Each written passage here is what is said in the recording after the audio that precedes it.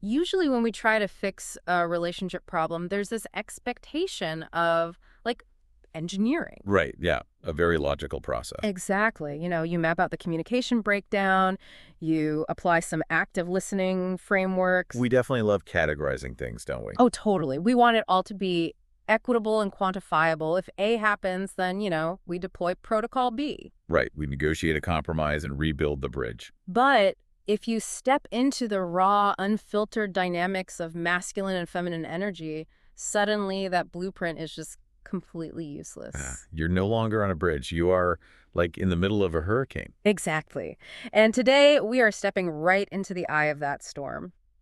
Welcome to today's deep dive. We are looking into David Data's highly controversial book, The Way of the Superior Man. It's a fascinating read. It really is. And look, whether you are trying to understand your partner better, or you're seeking your own life's purpose, or maybe you're just insanely curious about the hidden forces driving human relationships, this deep dive is going to challenge a lot of modern conventions. Oh, it definitely pushes back hard against a lot of modern gender norms. Right. And we need to be clear up front. Whether you agree with his aggressive pushback or you completely reject it, our goal today is just to pull apart the mechanics of what he claims actually creates passion. Yeah, no taking sides here, just pure, impartial exploration of the source material. Exactly. Okay, let's unpack this. Where do we even begin with a book like this? Well, we actually have to begin before romance even enters the picture. Oh, really? Yeah. To understand how the masculine relates to the feminine, Deida argues we first have to understand what drives the masculine core itself. Okay. And he basically boils it down to one absolute engine, which is purpose. The primacy of purpose. Right. He points out this massive trap that men fall into. He calls it the masculine error. Yes, the myth of someday. Exactly. It's this pervasive myth that one day everything will just be done. You know the feeling. You think, like, once the mortgage is paid off. Or once the kids are out of the house. Right. Once my partner finally stops complaining about my work hours, then I can relax. Then I can do what I really want. But it's a total psychological illusion. It's an illusion of a finish line. The masculine core is fundamentally drawn toward emptiness, toward release. So a man thinks that if he just solves enough problems, he'll finally earn that rest. Exactly. But Deida points out that the problems never end. They just don't. The creative challenge of a masculine life isn't, waiting for the storm to clear so you can finally live. Right. It's engaging with the present moment right now. Right. To tussle with it. Postponing your true calling for the sake of future comfort means you're essentially draining your life force. Waiting for a tomorrow that just doesn't exist. Precisely. He gives some pretty intense exercises to help break this illusion, too. One of them is to live as if your father were dead. Yeah, that one is intense. It sounds so harsh, but it's really about escaping those subtle subconscious expectations. Right, because whether you are constantly trying to please your father or you're dedicating your life to rebelling against him, your life's purpose is still being dictated by him. Exactly. You have to find your own edge. And the edge is like the critical mechanism of growth here. Right? Yeah. Imagine your comfort zone as a circle. The edge is that terrifying boundary just outside of it. Okay. Deida says a man must live just beyond his edge of fear. Not so far out that his nervous system completely shuts down in panic, obviously. Right, no panic attacks. But definitely not hanging back in lazy comfort either. Yeah. If he isn't leaning into the unknown consistently, he starts to decay internally. But here is where he throws a massive curveball at, well, basically all modern relationship advice. He states that a man's highest purpose must come before his relationship. Yep. Like, if he prioritizes his partner over his true mission in life, he weakens himself. And I have to push back on this a little bit. Sure. Isn't prioritizing your personal mission over your family a fast track to divorce? It sounds awful. On the surface, it definitely sounds like a recipe for neglect. But the psychological mechanism Deida relies on here is osmosis. Osmosis, how so? If a man abandons his deepest life purpose just to do household chores or placate his partner, his underlying ambiguity and weakness seep into the household. So he might be physically present, but emotionally, he's a ghost. Right. It's worse than just weak energy, though. The family will actually subconsciously start testing him. Wait, testing him? Because of the chores? Because if he's secretly resentful while doing those chores, his partner's intuition is going to pick up on that lack of integrity. They'll feel that he lacks authority in his own life. I see. And as a result, they will test his authority in the home. Let me see if I'm tracking this. If a man is focused solely on making his family happy at the expense of his own drive, it's like a ship's captain focusing so much on keeping the passengers entertained that he forgets to steer the ship. That is the perfect analogy, yes. Eventually, the ship starts drifting into a storm, and instead of feeling loved by the captain's attention, the passengers just feel incredibly unsafe. Exactly. And it's why Dieta argues that 30 minutes of undivided, purposeful, absolute presence with your family is infinitely better than hours of a week distracted and resentful presence. You have to steer the ship first, or your presence means nothing. Precisely. Okay, so if purpose is the engine driving the masculine core, what happens when that engine pulls into the driveway at night? Well, that's where things get complicated today. Right, because modern society tells us that once we are home, we switch to an equal 50-50 partnership. We share the load evenly. And over the last few decades, society has indeed moved toward a 50-50 model.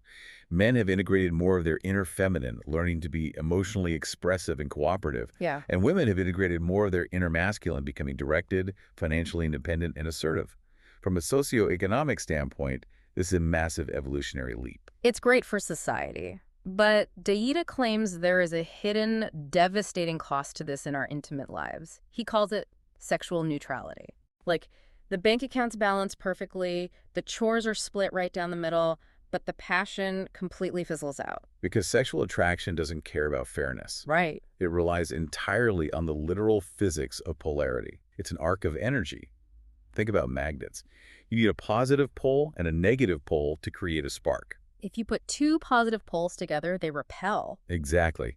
If you both retreat into neutral, cooperative middle ground, you're just rubbing two identical pieces of wood together, expecting lightning. Yeah. It just doesn't work. And Deida throws out this wild statistic that completely caught my eye. He found that roughly 90% of people have a specifically masculine or feminine sexual essence. Regardless of their gender or sexual orientation. Right. Only about 10% of people actually have a balanced or neutral essence where polarity doesn't really matter to their bedroom dynamics. But for the vast majority of us, you simply cannot negotiate biological desire. And those primal desires are fundamentally opposed, aren't they? They are.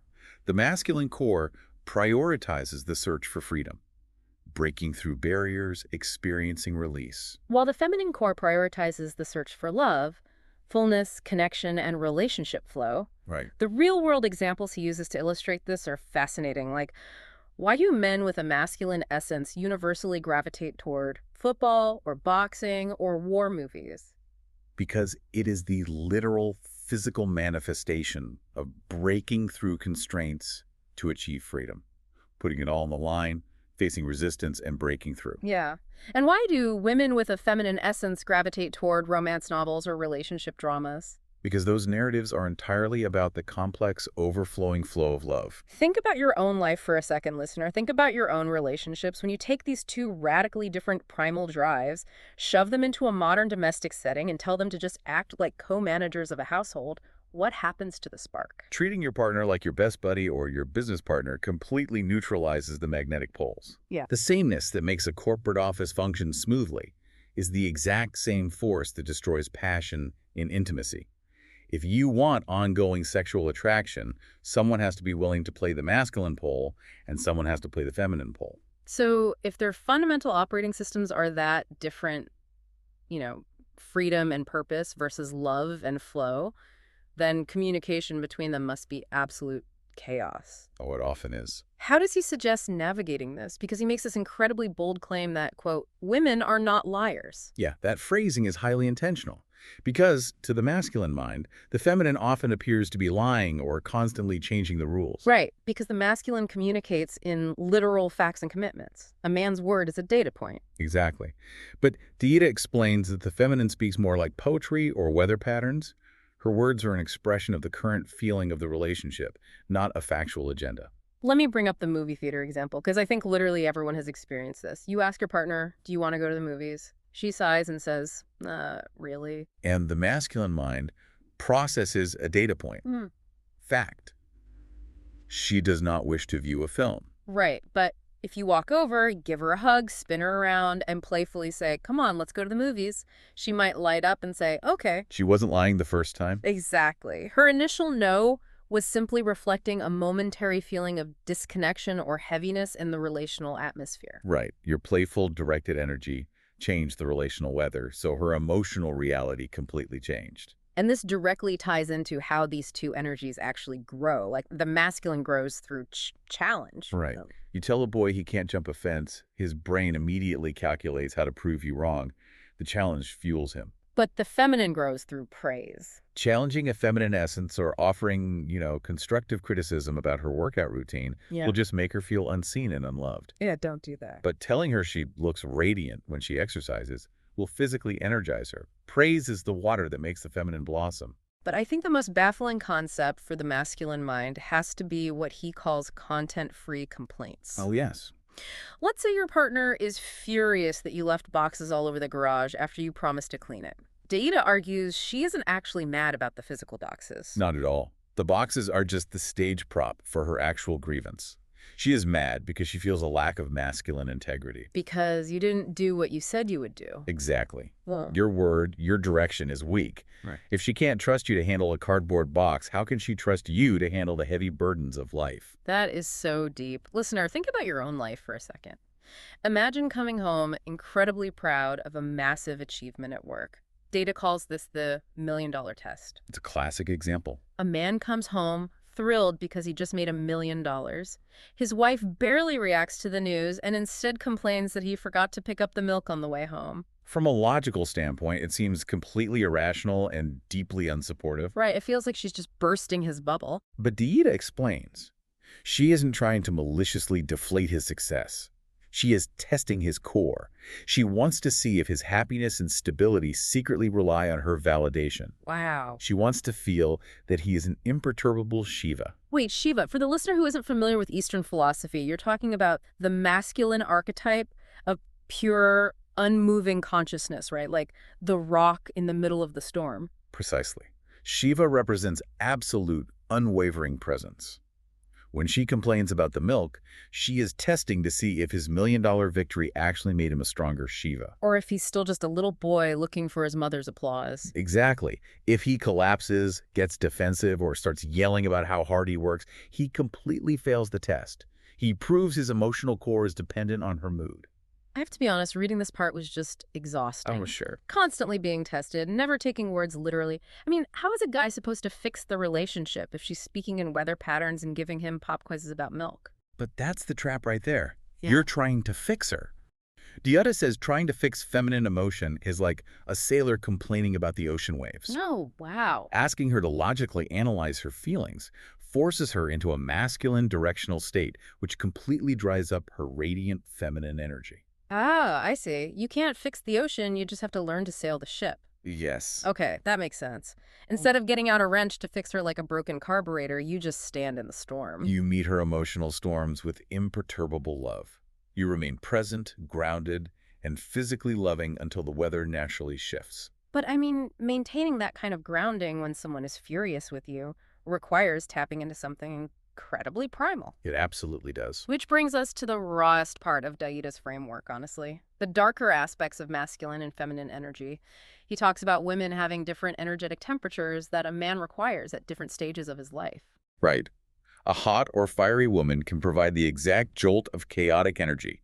A sluggish, overly comfortable man needs to wake up and get back on his mission. And conversely, a cool or soothing woman can physiologically heal a highly stressed, overworked man whose nervous system is stuck in fight or flight mode. It's a literal energetic exchange. And he makes a very specific distinction about age, too, which I found interesting. Yes, he notes the youthful feminine energy is naturally rejuvenating.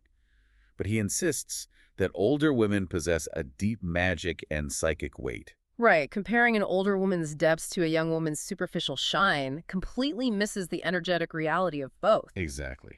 But let's flip it to the dark side of the masculine. He claims a woman actually desires the killer in her man. We need to be very, very clear here. This isn't about literal murder or toxicity. Right, of course not. The killer is the psychological capacity to face death, the primal ability to protect, whether that is checking a dark house for an intruder or simply killing a cockroach so she doesn't have to. The feminine essence deeply needs to feel that his capacity to face the ultimate unknown is fully intact. because it creates a cocoon of psychological safety for her. And this connects directly to the desire to ravish. Society constantly tells us to suppress any aggressive or dark urges. But Daida boldly states that if a man suppresses his dark masculine desire to break through constraints lovingly, it kinks the hose of his life force. Because energy doesn't just disappear, right? Exactly. If the dark masculine isn't expressed safely in intimacy, it rots. It manifests as unhealthy aggression, an obsession with violent media, or a subtle, lingering resentment toward the world. But how does a man express this primal force safely? Like, where is the line between ravishment and coercion? The line is consciousness and love. A woman with a feminine essence actually needs a man's consciousness to be strong enough to match her darkest energy. Yeah. Sometimes, a woman will embody the destructress. She will deliberately start a chaotic argument. Just a test of... She isn't trying to ruin the relationship. She is testing his structural integrity. She wants to see if his love is strong enough to handle her absolute chaos without him running away, getting violent, or shutting down emotionally.